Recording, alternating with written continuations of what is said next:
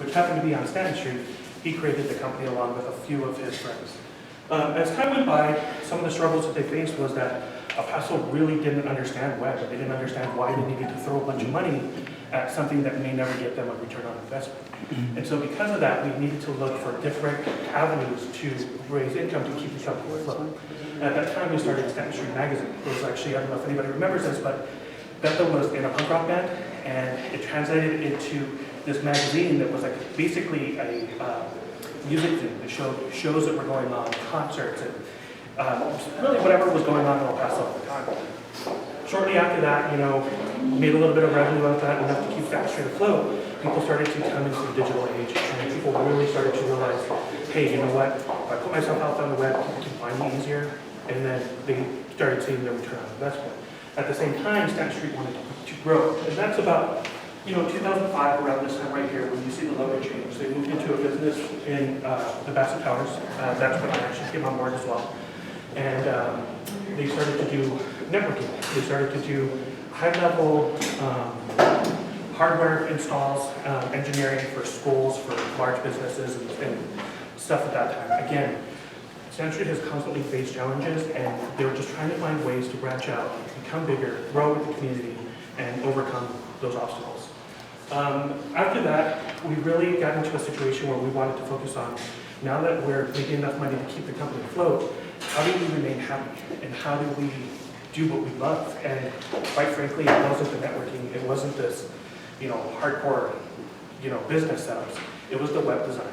The web design really thrived what we were doing, and at that time, that Stanton Street decided to break away from that, concentrate on pure web design going forward. So at that time, we kind of, downsized quite a bit. Another company split off, went a separate way. We focused on web design. We started to do it really rapidly. We found quicker ways to do it. Again, one of the things that stand out with Stanton Street is we don't always take the logical approach. We take a more, punk rock approach where, how can we do things differently? And how can we help businesses succeed in ways that they're not already doing?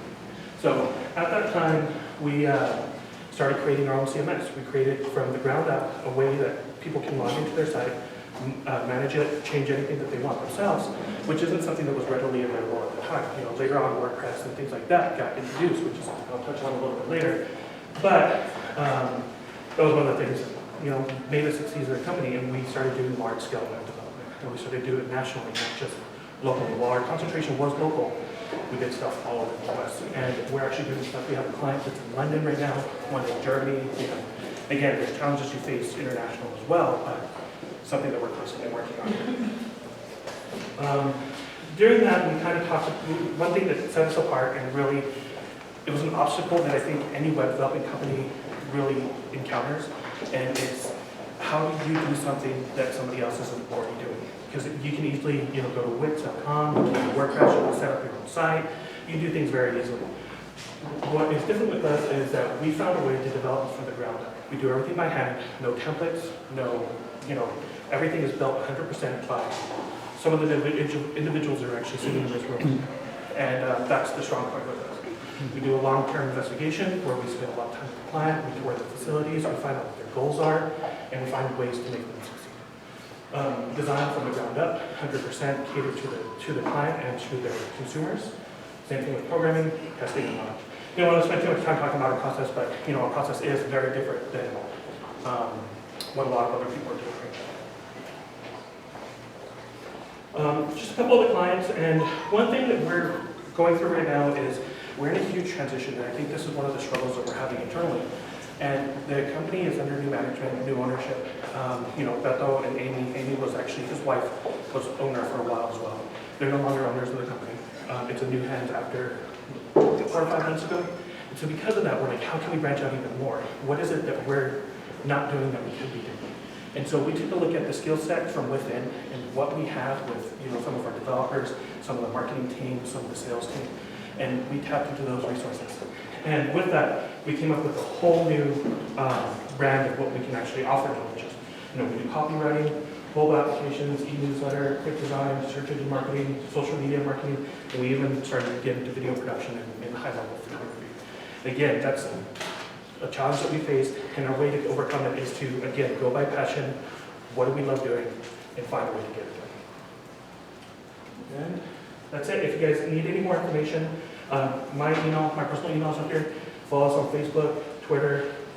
Go to the website. There's some in the office or like around the corner. You know, there's plenty of coffee, and I think there's donuts over there right now. If I'm not mistaken. Just saying. Okay, great. And now we have 15 minutes for Q&A. And also, for those of you standing in the back, we do have some chairs up here. I know nobody wants to sit in front, but Tony told me he showered today, and so did I. So, questions, please. Questions. Mr. Bob Pearson. Tony, out of curiosity, do you think of your company as a technology company or an advertising company? That's a good question, because that's what we're trying to figure out right now. We don't know which direction we want to go into, and that's kind of up to you guys as a community to lead us in that direction. Because quite honestly, I think from a personal standpoint, I like the advertising side better. I mean, the challenges are there.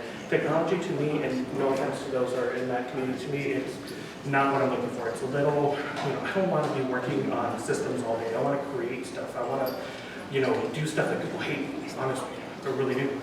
And so I think we're still trying to figure that out. And once we see what the market is and what we really enjoy doing, then that's the direction we're going. Yes, sir. Aren't web pages kind of dying out? I don't think that they're dying out. I think what's happening is they're finding ways to rapidly develop them. And so with that, you have Wix, you have Google, who actually let you go and set up a page rather quickly. And because of that, that's another challenge we're facing is like, we can offer web design, but, what else can we offer on top of that? A big thing that sets us apart from those people, though, is we can actually build web applications from the ground up.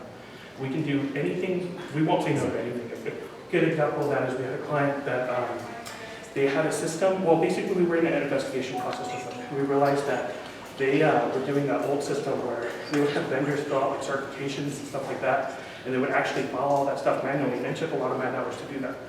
Well, during the investigation process, we're like, you know what? Why don't we find a digital way to do that, where they can just upload all their forms. They can go ahead and approve them, file them, and we end up saving them a ton of money.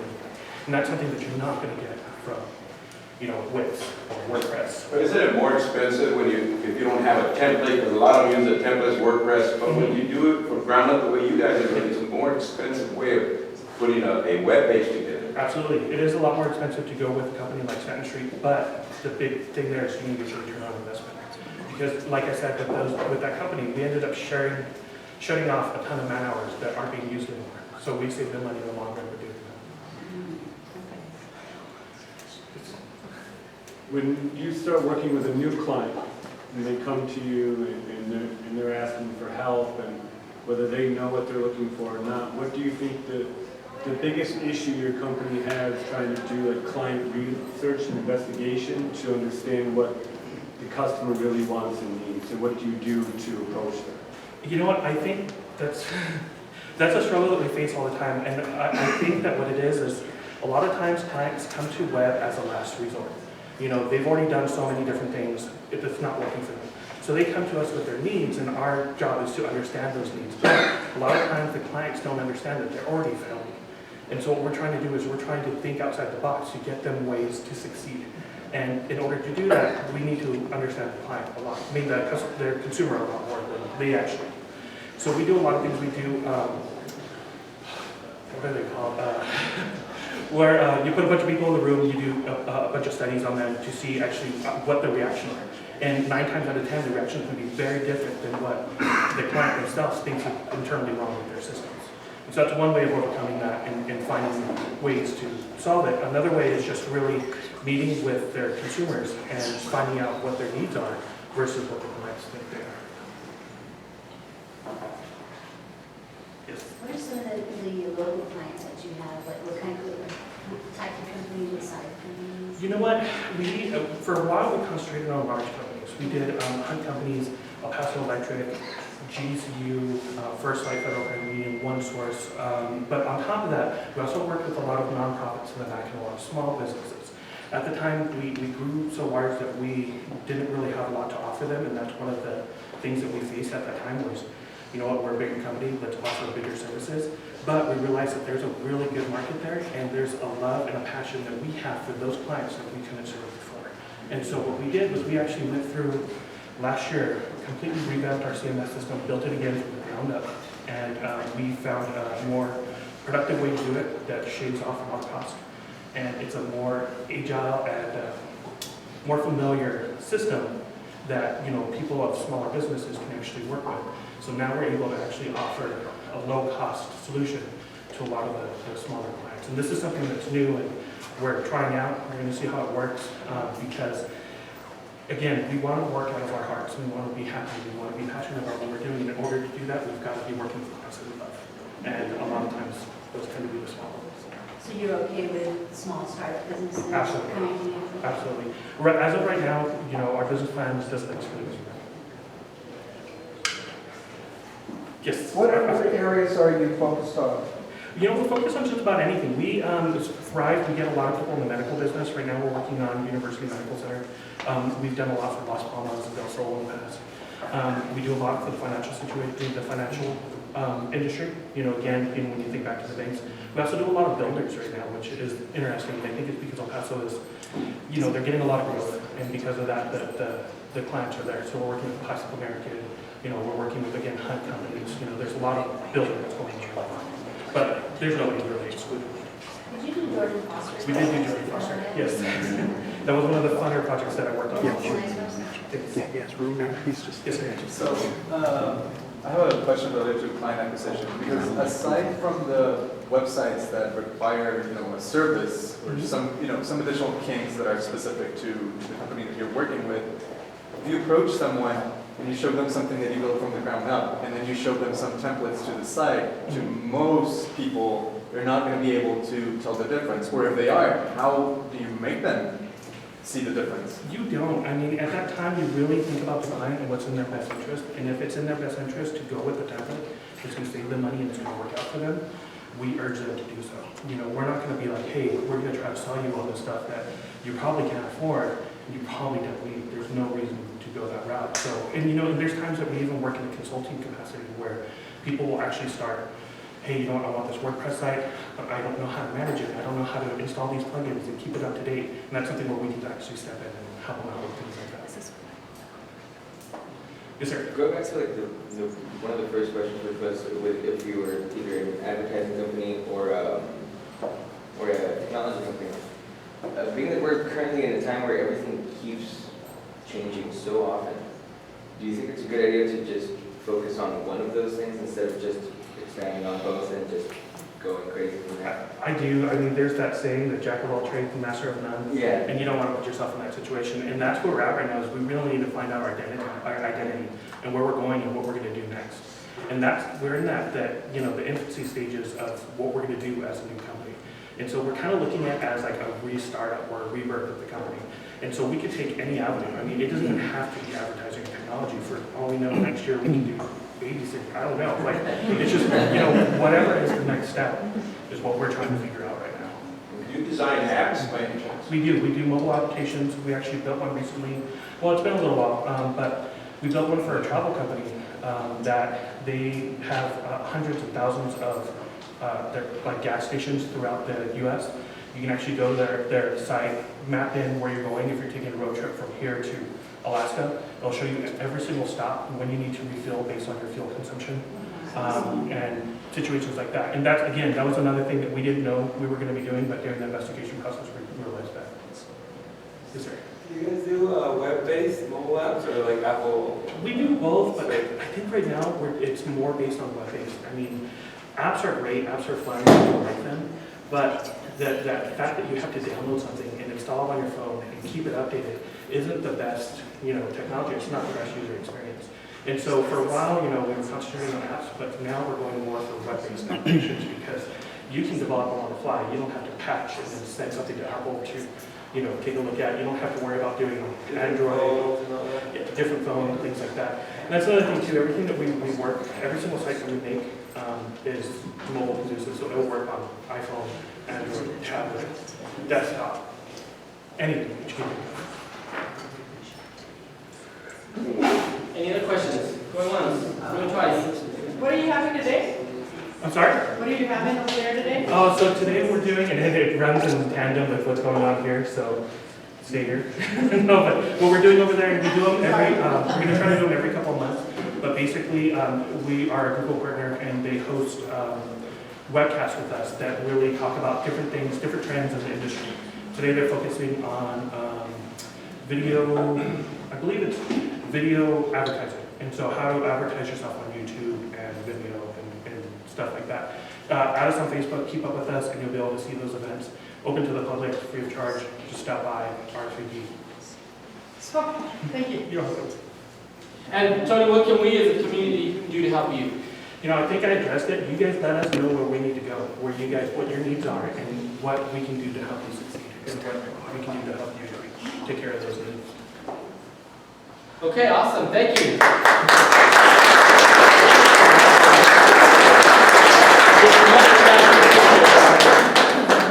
Here's your mug. Thank you. Now we need a picture. This is going to reach. This takes some getting used to from behind. Okay.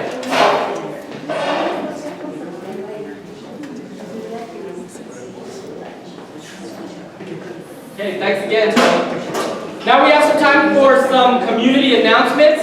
I know we have one, Ann from El Paso. Can you just speak loud? I am looking for help downtown on my downtown location. It's about a 13.5-hour-a-week job. It's from Tuesday, Wednesday, Thursday, 10:30 to 3. I'd like someone to help me with the sales and also blogging and sending out emails like marketing, blogging, sales downtown. So free parking, I pay for the parking, but if y'all are interested or know anyone who's interested in a part-time indoor air-conditioned job. That's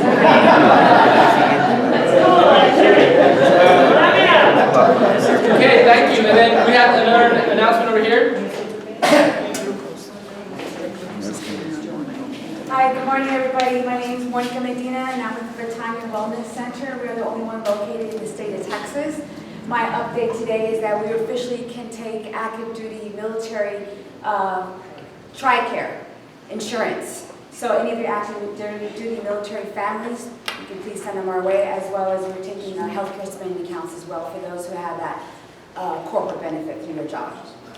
Thank you. Great, and both of those, El Paso and Tanya, are past presenters here. So now some other community announcements. Live Fund of El Paso is having a free seminar, Why is Human Resources Administration Critical? That's on Tuesday, July 11th at, or rather that's when the email came in, my apologies. That's July 20th at 6 p.m. So see one of us if you're interested. Next announcement, Breakfast with Friends. That's every Thursday morning at 8:30 a.m. at Carnitas Querétaro, 9077 Gateway West. Next, the Hub, where we are right now, is having Build a Successful Crowdfunding campaigns. That's this Saturday, July 15th from 9 a.m. to 2 p.m. Please see us if you have any interest in that. That's a really valuable thing. Crowdfunding is more of an art than a science, and we've acquired some expertise, including working on a couple of actual campaigns, so that would be great if you have any interest in learning about crowdfunding. Next, we have Wellness Wednesdays with Dr. Will. Dr. Will is not here today, but he is a past presenter as well. So every third Wednesday of the month at 5:30 p.m. at his wellness clinic, he has a different free seminar. So for July, coming up July 19th, it's Alzheimer's. So please let us know if you're interested in that. I'm going to have to work on this microphone thing. Next, the El Paso Hispanic Chamber of Commerce has Café y Pan Dulce, Friday, July 21st at the Del Sol Regional Oncology Center. Don't see the time, at 7:30 a.m. Then another one from the El Paso Hispanic Chamber, Hablemos del Dinero. That's Thursday, July 27th, 5:30 p.m. to 7:30 p.m. At the Wells Fargo Bank, the Bassett location. Next, New Mexico State University's Arrowhead Center is hosting Cultivating Innovation in Agriculture. That is in Las Cruces on August 10th. So anybody that's interested in anything in that area, please let us know. And lastly, we have the Greater El Paso Chamber of Commerce, the Governor's Small Business Forum on August 10th, and that's most of the day event, 7:30 a.m. to 2:30 p.m. I've attended that in the past. That's a very good event. So with that, are there any other announcements? I have a real quick parking announcement. If you did park in the front of the building, you have to angle backwards into that, and it is only 1 hour, so please keep that in mind for today and for future events. And also, if you did not sign in as you got here, please sign in before you leave. That's very, very important. We have to report back to our sponsors, the people that are helping us put on these events, that we're having an impact, that we're getting attendance. And from the looks of things, there's like standing room only, although we do have some few chairs. So please do sign in before you leave. Now we get to give away a mug. Who here has already taken advantage of networking by meeting and exchanging a business card with at least 3 new people? Exchanging business cards with at least 3 new people. Today? Yes, today. Well, we have networking before the event. Okay, anybody with 2 people, has anybody picked up a business card? Today. Today? Okay, we have, what's your yeah, he's gonna get okay, here's another question, back to the question. Who is going to be starting a new venture or a new product within the next month? The next 2 months?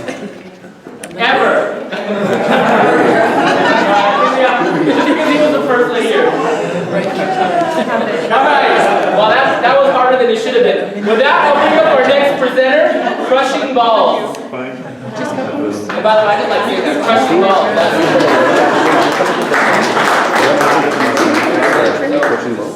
It's awesome. Thank you very much for coming. Thank you for taking one minute to me. Thank you all for taking notes. This is, as you might assume, a record label. It is a record. I don't think the microphone works. Does it work? I don't think so. Let's see. Okay. No, I don't think so. The mic is more for the recording. It's not so much to. So. Okay. My voice carries a little bit anyway, so I think I'm good. Christian Ball Records is something that we started as musicians, basically 4 musicians. Me and a couple of other people, it's 3 partners in total. Our whole goal is basically to revolutionize the record industry by putting our musicians first and pushing our own artists to work with pretty much anyone that they can work with. And even more so, it's to get the the musicians what they deserve. Now, okay, so who are we?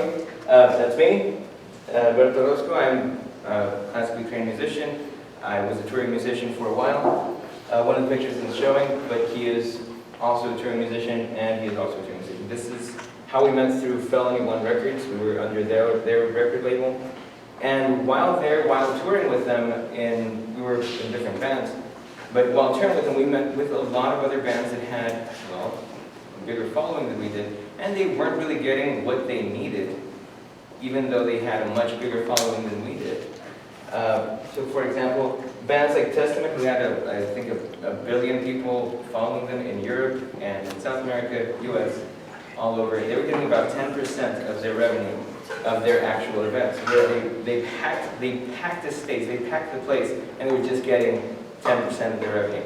And they were also given like merchandise to sell on the site to make it. Now that doesn't make sense to me. After being on tour for so long, you realize that it's hectic, it's hard, you end up hating everybody that you're with, and you love them again later because it's a family thing. But we realized, us 3, we realized there has to be a better way to do this. So back in 2009, 2010, we started talking about this, and we each went on our separate ways, different ventures. And then, basically, we are currently in the place where most artists can actually shed a record label, being that we have so much access to local media, to basically digital media, and a lot of other things. Now, what we offer as a record label is to, whatever you make in your show is yours, basically. Whatever we can do to make the quality of the event better, we will do it for you. We'll make sure that your actual show, or the experience that you're trying to give the people, you're actually getting money, basically what you deserve out of it. We will basically be dealing with the digital distribution, content, and all that stuff. We need to hire a lot of people, but because it's currently only us 3. Let's see how that works. Now, sorry about that. Okay. Currently, we have had our roster of bands already since 2010, 11. We have started working with bands from, well, outside of the continent. We do have a couple of local bands and such.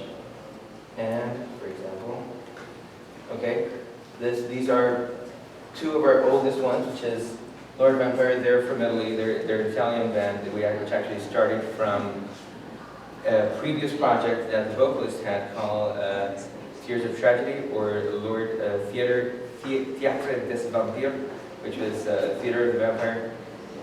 He had a pretty big following already, so we were pretty excited to have him on board. Sounds of Silence is by they're from Spain, so we haven't really seen a lot of their new work yet. We do expect to have them work on something. And Gunfighters, I'm missing a lot of images here. I don't know what's going on. Well, Gunfighters, we're local. I'm the vocalist for the Gunfighters also, as well as the vice president for Crush Barkers.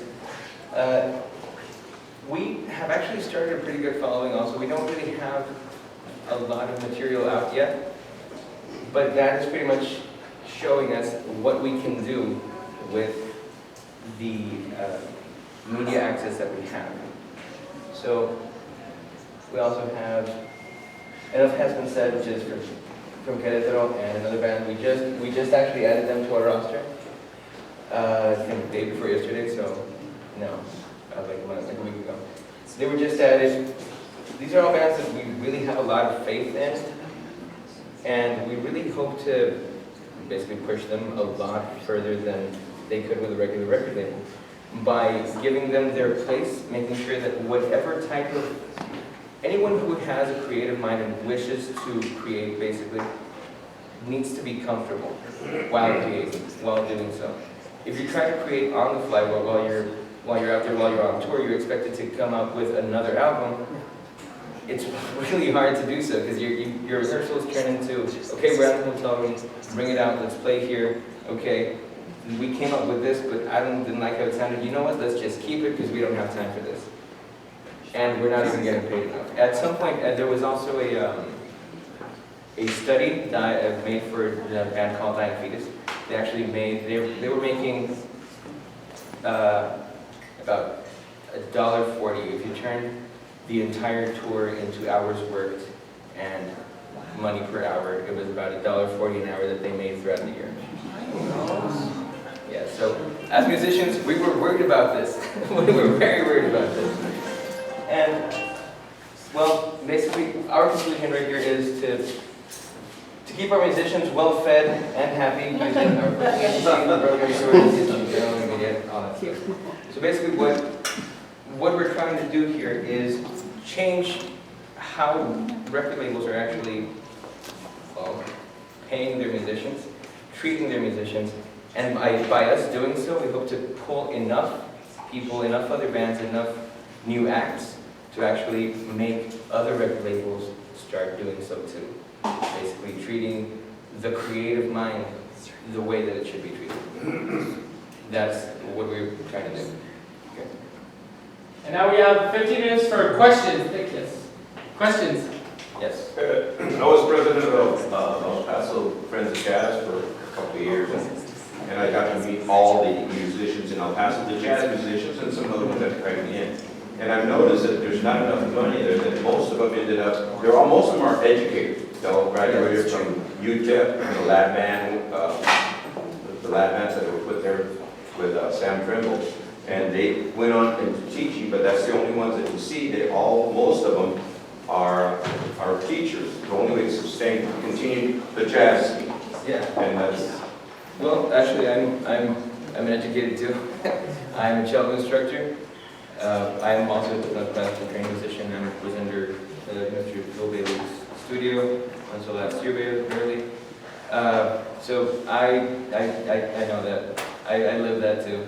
So the idea here is to not everyone wants to be a touring musician. After the first time that you're on tour, a lot of people just don't want to deal with it. Some people do, even though it's really hectic and really it's kind of troublesome, but it can be a lot better. As an educator, most of my peers, I guess, they have their own projects, and the only way that we can lift them up is by handing them what they need to actually continue creating. So, thank you. I Are agree. you more like a union trying to set up this, because unions used to do that. You belong to the union, you have to pay scale and all that stuff, but they protected the musicians. Well, no, because we have ASCAP, we have I forget. EMI. BMI, there you go. We have a few, there's a few of those out there anyway. The way that contracts and labels work though, kind of do end up, I don't want to use profanity, but they do end up making people earn less than what they really should, or basically from their total revenue from, at least from the venues, they should be getting a full amount on there, unless you have, for example, you need a sound guy, if you need one, you need a couple of things a couple of extra people that you can pay on the side. We would take care of that too by, well, basically trying to make our money for the label through other media, not through the actual shows, which is how current labels try to make all of their money, is basically through all of what the actual artist creates. So basically more of a divided thing, yes? So you keep saying make money through other media. Yes. Give it for instance. Okay. What other media, what other ways do you as a producer have to make money so that the artist can keep what they get from the events? Okay, well there's actually a lot of places like Patreon. I don't know if anyone's familiar with Patreon. Patreon, Vimeo, and a lot of other, well, paid-for media options that you can actually, if you have enough content out there, enough content being the key word here, if you have enough content out there, you can have enough visitors to actually make money off of that. Through Patreon, for example, your followers, the people that, or your fans, so to speak, would actually pay for exclusive content. Now that exclusive content we can actually get through the band, split it in a different way with them, and all of that. We can also get, so that's just through Patreon. There's also Vimeo, in which we plan on paying for videos or whatever is necessary. We do have a couple of videos out there for the bands that we have. So Vimeo is also another pay-for-content platform that we can use, that we have been using, basically. And the merchandise will take care of it. We don't want the band to just, here's merchandise, if you sell it, you'll eat, That's not what we want. We want is, okay, we have this merchandise. Each month we'll come up with a new article of, depending on what it is. For example, for Gretchen Ball Records, we have, for the Gunfighters, we have a little dog tag thing, which is also USB, which actually will include our EP. And it has the name of the person that actually put money, that actually purchased it. So that is, for example, that's a $20-something value. It's already the album, which honestly, physical media is kind of dying out, so we're coming up with a lot of new methods and ways, new things that you might actually want to have in your home, just for the thing, and also have the album. It's turning into more of a producing things than anything else. While we're making money off of that, we can let the musicians get what they need from what they're doing. Question, how many fans does a group need to actually, I guess, be profitable or be able to, We're looking at about at least 1,000 since we're just barely starting up. For example, Orcus Solis, I was about to ask them to move that, but I guess. There you go. They have over 1,500. They were our newest people, but ever since we added them, their numbers started going up for some reason. But we haven't really started moving their merchandise or moving their name yet. But they've been moving around by themselves, which I'm pretty happy about. So I would say 1,500 is a good place to start to actually have them. I'm sorry. Once you get to like 1,000, let's say Facebook, not Facebook-like pages, but Facebook followers, you can probably start getting out content more often. And the more often that you have content, the more people will share your content, and the more other people will know about you. Yes, you actually, yes. Well, thank you for the presentation. Yeah. Let me ask you a question. So, you paid for them to produce the music? Is that essentially what your label is doing? And if so, what's to stop them from just producing the music and releasing the digital, through the digital media? You mentioned that it's going a lot away, getting away from the physical. Mm-hmm. What's to stop a band say, hey, they can just go directly and try to do that? Well, what do? Do you pay them up front? No. They get, for example, the most money that you get as a musician is from actual events, right? Venue events. The bigger the venue, the more money you can earn, right? That's their whole thing. Since we also have our own booking agency, that helps us basically book their entire tour, help them basically build the tour for them. You can make that happen while we're working with everything else for you. Sure, you can definitely do that, which is why I started off the presentation with, we're at a point where musicians can shed the labels. They can just shed the record labels.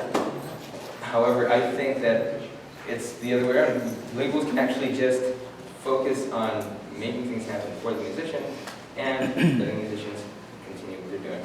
Do you pay the musicians, do you pay them to get them on the label? Is that what a record label does, right? Hey, I like them, I'm going to pay you so you can keep them fed and happy? Not exactly. The record label basically, the way the record labels used to work are the ones that we basically work with. You sign a contract with us, we'll keep you okay. You'll be on tour for a year and a half, and you don't worry about it. That's it. That's your contract. That's what you're getting. You're getting a whole year and a half of not worrying about paying your bills or doing anything because they'll take care of it, right? It's really unfair to not get monetary revenue from them, right? So that's the way the record labels basically work in Well, this. how do you work? Like, is that how you work? You don't do that? Is it like, We definitely do build you the tour, and we're actually charging the promoter for your event, right? So whatever we're charging the promoter for your event, we're actually getting you the money that the promoter wants to pay you as the event. Usually the record label charges the event, then charges the promoter for the event, and they keep like 90% of that, and then they give you 10% of the position. Yes. Okay, so you might love me or hate me, but Okay. I spent a long time working in the music industry. Cool. And I know that it takes a lot of people to make even a great artist be able to go out on tour or make a record, to be able to put in media, to do these things. And those people have to make money too. Mm-hmm. Not every band deserves money. Right. If you don't make people money, you're not worth any money. And promoters don't take 90%. No, promoters don't.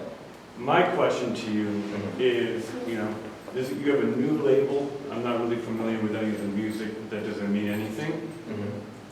But, in this time where like the name of the game is selling records and getting numbers out to your shows and, so how, when you go to, like just because a venue is big doesn't mean you're going to have a full house. There's a whole lot of people there. And so the industry's really changed. How are you able to really pay people to do those things for bands that don't have really any audience or anything? I mean, they're creating this out of their own time, their own money. What is it that you're offering them that another record label really can't offer them? Okay. Well, when you're actually booking the tour, well, as the booking agency part of it, when we're actually booking the tour, we tend to get, for example, you purchase, for example, a bigger name, say, I don't know, maybe you're familiar with Megadeth? Yeah? Okay, let's say you get Megadeth, right? And then you purchase that event as, if you can, and then you put most of your, like say, Orca Sodas, you put them as one of the package deals to sell to the promoter. So I'm selling you this big event, but it comes with this, and this, like, which is our our musicians, our artists. Now, out of that, we can definitely pay probably both the musician and that because it's a big event. Making the actual tour happen requires some funding, which is kind of what we need right now. So you're using small venues, is that correct? Basically like a bar or something to that effect, nothing big? Yes, yes and no. It's definitely over 1,000 people room. That's what we're used to using right now. It's not really big at all compared to what we were used to in California or when we were touring. But it's what we have to start with, unfortunately. Yes. So if a band wants to be, let's say, in Neon Desert, do you represent them, these bands to be, well, sure, yes. on the Neon Desert? We definitely would. However, the roster that we currently have is mostly metal, and metal doesn't really align with Neon Desert. However, I do plan on including some rockabilly and some rock, hard rock, just a little bit softer. We have a band that does rock and roll. We don't have anything from them yet because they're still working on their album, which I'm really excited about. But it's I plan on expanding from metal to other things, also to other genres. Yes. Does Patreon take like a big cut? Is it like 15%? It's about 10% actually. It is about 10%. Patreon does take a part of it, but the more people that get interested in it, the more you're gonna make basically. People trust Patreon. People they're starting to trust Patreon. It's kind of a new thing that not everybody is into. In fact, I've seen some YouTubers that are like bashing on it. Some YouTubers that are like grazing it like it was godsend. So the jury's still out on that, but I'm trusting it. It's really big in the gaming community as well. What's that? It's really big in the online gaming community as well. Yes. You see a lot of people advertising for Patreon donations and things like that there as well. Yes. Kind of general questions so a band starting out, whatever, what kind of advice do you want to give them, like get more fans, get content, both, or how do they go? Well, make sure that you're comfortable with what you're doing. If you're not comfortable with what your product is, to call it a product, then don't try to sell it yet until you're comfortable and you say, this is my art, this is what I'm making, and I feel really proud of it. Then you can probably start pushing it and start pushing it everywhere. That's basically it. As an artist and as a musician, but mainly that's my focus. That's why we even started this label. As artists and musicians, we didn't really like the way that we were treated while we were on tour. So that would be my biggest advice. Once you're comfortable with what you're making and proud of what you're making, then the fans are going to come on their own, basically. And as long as you have the right people doing media, doing everything else, because that's the point we're in current times. Yes. So what mainly sets you apart from the other companies here in town? What is your main competition here? I really don't know. I'm really not sure what other labels there are in El Paso. Does anybody? There's a couple small labels, no publishing companies that I know of. There's not much of an industry here, to be honest with you. Yeah. There's only one union here regarding lighting or something like that. Yeah. And they don't have enough work to fuel people. There's a small amount of venues, and a lot of tourists don't come here. But so it's like your local market's really complicated. It is. It definitely is. However, it's also very diverse, which is what I really like about El Paso. I've met people here from all over the world, even like more so than when I've been, all over the world. I've met more people from everywhere here than in other places. Yes, sir. There was a guy, I think his name Al Jorgensen, Ministry. He had, I don't know if he had a label, but he has a recording studio, I think in Fables, or Tornillo? Is it one Tornillo? It's Sonic Ranch. Sonic Ranch. Yes, that's probably any relationship or anything that you've... We definitely plan on working with them. We've, like, as musicians and while we were with Underfelling on Records, we recorded mainly in California. So I don't really have a lot of background here. I was born and raised here, so that's why I'm here now. It's like, this is my place. But this is my place. But yes, so I really do like a lot of artists that I've met here in El Paso, because they're pretty much all over the place. They're not focused on just something, they're just something different here. And yes, I would plan on working with Connor Branch at some point. Maybe one more question, and that's it. We have another question, or we? First, I want to commend you for trying to make a change and movement in the music industry, because I met a few musicians that have the same struggle that you do, and there's no way I can even comprehend half of the things that they tell me and their struggles. So thank you for doing that, because it must be your passion. You clearly are passionate about it. Secondly, I wanted to ask, you mentioned that typically they get 10%. Well, how is it with you? They get whatever we're charging for their act is for the act. 100%. That's completely there for the act. And what can we do to support you to get the word out about what you're doing? Just follow me.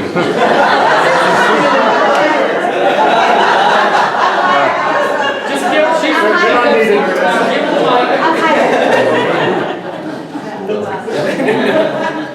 Okay, well, just follow us.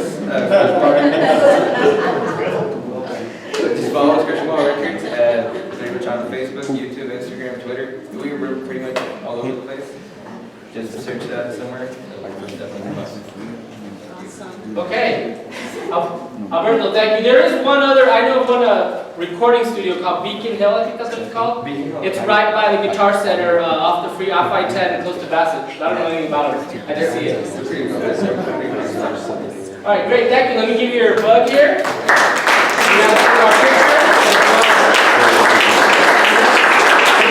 You all notice Alberto is an old pro at performing. See how he had the wire curled up like this? I'm like,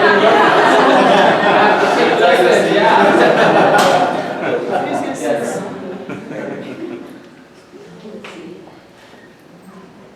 Okay, Alberto, thanks again. Thank you guys. Thank you everyone. Okay, and just a few more announcements. Again, please sign in if you did it on your way in. It's very important. If you've been here in the past, you don't need to fill out the whole thing. Just your name and number of, just your name, first name, last name, if you've been here with us before. It's also very important you let us know how you heard about 1 Million Cups. That is very important. Please sign up to present. I know there's presenters out there. Stop being timid. Go ahead and present. Sign up to present. And come back and see us. Tell your friends and bring your friends to 1 Million Cups. We'll see you all next week. Thank you.